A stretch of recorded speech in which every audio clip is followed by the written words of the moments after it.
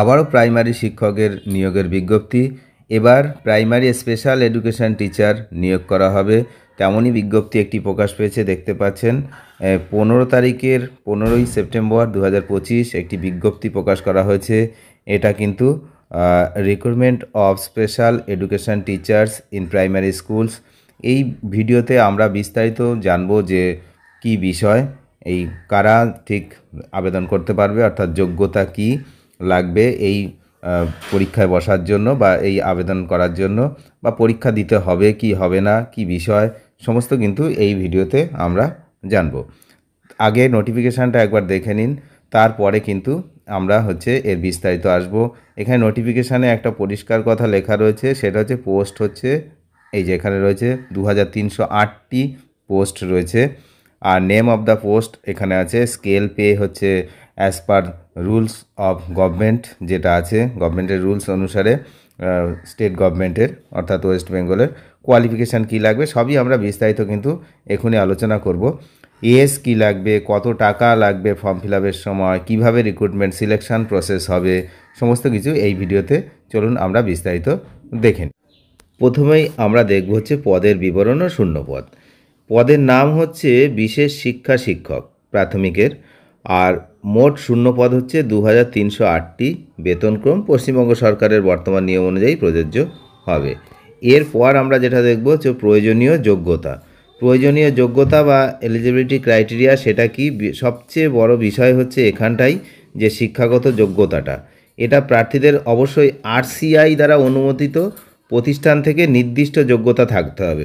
এই যে RCIটা কি, সেটা আপনারা জানেন যে রিহ্যাবিলিটেশন কাউন্সিল অফ ইন্ডিয়া, এটাই RCI। এদের বিশেষ যোগ্যতা সম্পন্ন যারা ছাত্রছাত্রী রয়েছে তাদেরকে শিক্ষা দেওয়ার যে টেকনিক, সেগুলো কিন্তু শেখানো হয় এখান থেকে। তো এখান থেকে, এই প্রতিষ্ঠান থেকে কিন্তু সার্টিফিকেট থাকতে হবে। এটা সবচেয়ে গুরুত্বপূর্ণ বিষয়, ভেরি ভেরি ইম্পর্ট্যান্ট বিষয়, যে সে কিন্তু আবেদন করতে পারবেন না এখানে। এটাই মেন বিষয়, কারণ স্পেশাল চাইল্ড যারা রয়েছে তাদেরকে স্পেশালভাবে শিক্ষা দেওয়াটা কিন্তু সবার পক্ষে সম্ভব নয়। তো সেই জন্য এখান থেকে RCI দ্বারা অনুমোদিত প্রতিষ্ঠান থেকে যোগ্যতা থাকতে হবে। কি কি থাকতে হবে আরও ডিটেলসে আমরা দেখব। প্রথমেই দেখব যে RCI অনুমোদিত প্রতিষ্ঠান থেকে স্পেশাল এডুকেশান ডিএড এবং একটি বৈধ RCI CRR নম্বর থাকতে হবে। একটা রেজিস্ট্রেশন নাম্বার আছে, সেই নাম্বারটা কিন্তু সেন্ট্রালের রেজিস্ট্রেশন নাম্বার, তো সেটা কিন্তু থাকতে হবে। অথবা এটা না থাকলে কি হবে, অথবা যারা DLED ডিগ্রি রয়েছে তাদের সাথে RCI অনুমোদিত প্রতিষ্ঠান থেকে স্পেশাল এডুকেশান ডিএডের সমতুল্য একটি স্বীকৃত যোগ্যতা সার্টিফিকেট বা ডিপ্লোমা এবং একটি বৈধ CRR নম্বর থাকতে হবে। মানে ব্যাপারটা একই, RCI কিন্তু থাকতেই হবে। আর কি না, এর সঙ্গে আর একটা জিনিস রয়েছে যে অন্তর্ভুক্তিমূলক শিক্ষা অর্থাৎ ইনক্লুসিভ এডুকেশান ক্রস ডিসেবিলিটি বিষয়ে 6 মাসের শিক্ষকতার প্রশিক্ষণ থাকতে হবে। তবে এই ক্ষেত্রে একটা জিনিস বলে রাখি, এই প্রশিক্ষণ না থাকলেও চলবে। যদি এই প্রশিক্ষণ না থাকে তাহলে প্রোগ্রামটি কখন হবে জানেন তো? এই নিয়োগের পর যখন এটা চালু হবে তখন কিন্তু বাধ্যতামূলক এটাকে করতে হবে সবাইকে।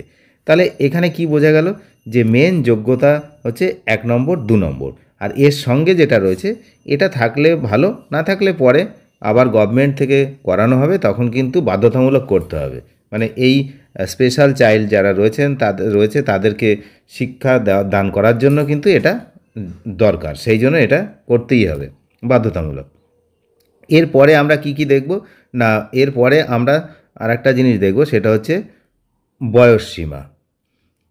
এই যে বয়সসীমাতে ন্যূনতম বয়স 20 বছর আর সর্বোচ্চ 40 বছর। আর সংরক্ষিতদের জন্য যেমন ছাড় থাকে তেমন থাকবে, এটা নিয়ে কোনো সমস্যা নেই। আর নির্বাচন প্রক্রিয়া এবং নম্বর বিভাজন, এটা কিন্তু খুব ইম্পর্টেন্ট। সেটা যেসব প্রার্থীদের এখনও টেট পাস করা নেই, খুব গুরুত্বপূর্ণ, তাদের জন্য পর্ষদ একটি নতুন টেট পরীক্ষার আয়োজন করবে, যার তারিখ পরে জানানো হবে। আর যাদের পাস করা আছে তাদের ঠিক আছে।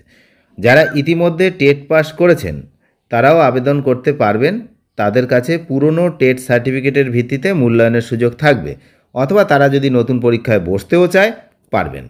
তাহলে কি হলো, টেট পাস যারা রয়েছে তারা আবার চাইলে নাম্বার বাড়ানোর জন্য এই টেটে বসতে পারবেন।